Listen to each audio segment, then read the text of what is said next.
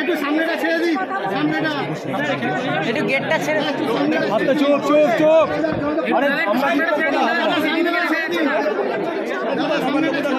একটু ব্যাকে নাও না, তোমারটা একটু ভাবে আসবে। গেটটা ছেড়ে দাও না। এইটা ধরে এইটা এটা ধরতে পারছে না।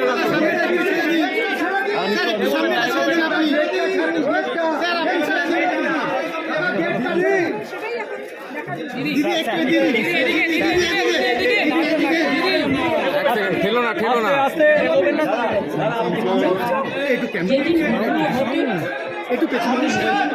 ঝাড়গ্রামে ছিলাম, কিন্তু আমার কাছে যখনই পুলিশ কমিশনার খবরটা দেয়, আমি সঙ্গে সঙ্গে তাকে বলি যে এটা খুব নক্কারজনক ঘটনা এবং খুবই বেদনাদায়ক ঘটনা। যেই জড়িত থাক তাকে ইমিডিয়েট শাস্তি দিতে হবে এবং আমরা চাই এই কেসটা মাথা নামাতে হবে না, নাড়িও না। জুডিশিয়াল প্রসেসটা তাড়াতাড়ি হবে এবং তাতে আমরা ফাঁসির দাবি জানাবো। কারণ কিছু মনে রাখবেন, কিছু লোক এখনো সামাজিক অবক্ষয়ের মধ্যে আছেন, সামাজিক মূল্যবোধটাকে ভুলে গেছেন।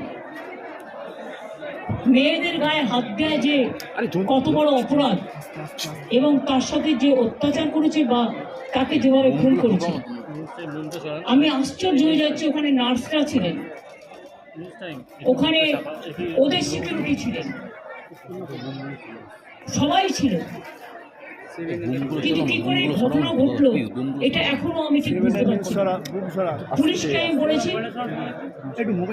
বাবা মাও যেটা আমাকে বলেছেন যে ওদের ভেতরেই কেউ আছে, যদি ভেতরে কেউ থাকে, কারো প্রতি সন্দেহ হয়, যারা ছিল, যারা ওর বন্ধু বান্ধব, তাদেরকে সবাইকে ডেকে কথা বলবে এবং যিনি ফোন করেছিলেন প্রথম বাড়িতে তাকেও ডেকে কথা বলবে। আজকে প্রিন্সিপাল নিজে রেজিগনেশন করে দিয়েছিলেন, বলছিলেন যে আমার বাড়িতেও তো বাচ্চারা আছে, যেভাবে আমাকে গালিগালাজ করা হচ্ছে। তা আমরা তাকে বুঝিয়ে বলেছি, ঠিক আছে আপনাকে ওখানে কাজ করতে হবে না, আমরা ওনাকে সরিয়েছি অন্য জায়গায়। আমরা ওখানে MSVP-কেও সরিয়ে দিয়েছি ডিউ টু নেগলিজেন্স। আমরা হাসপাতাল থেকে হেড অফ দ্য ডিপার্টমেন্ট, যে চেস ডিপার্টমেন্ট, তাকেও সরিয়ে দিয়েছি এবং পুলিশ পোস্টে যে ACP ছিলেন তাকেও সরিয়ে দিয়েছি।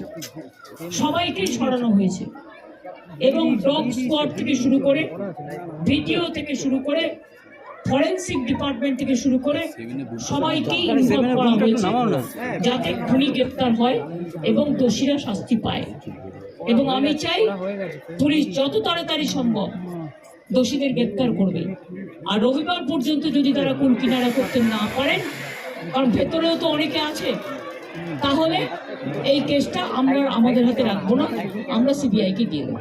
তার কারণ হচ্ছে আমার এতে কোনো পাওয়ার লেনা দেনা কিছু নেই, আমি প্রথম দিন থেকেই বলছি। কিন্তু ওদের সাকসেস রেট খুব কম। তাপসী মালিককে যখন খুন করে হত্যা করা হয়, ধর্ষণ করে, আজ পর্যন্ত বিচার হয়নি। 21 সিঙ্গুরে এটা হয়েছিল। নন্দীগ্রামে যখন 14 জন গুলিতে মারা যায় বা 10 জন হারিয়ে যায়, আজও তারা ফিরে আসেনি। এই কেসগুলো CBI-এর হাতে ছিল, রিজার্ভের কেসও ছিল, একটা কেসেরও বিচার হয়নি। এমনকি রবীন্দ্রনাথ ঠাকুরের নোবেল প্রাইজ চুরি হয়েছিল, সেই কেসটাও ছিল, মানুষ কোনো বিচার পায়নি। কিন্তু তবু মানুষের স্যাটিসফ্যাকশনের জন্য যদি কেউ ভাবতে পারে যে পুলিশ ঠিক মতো করতে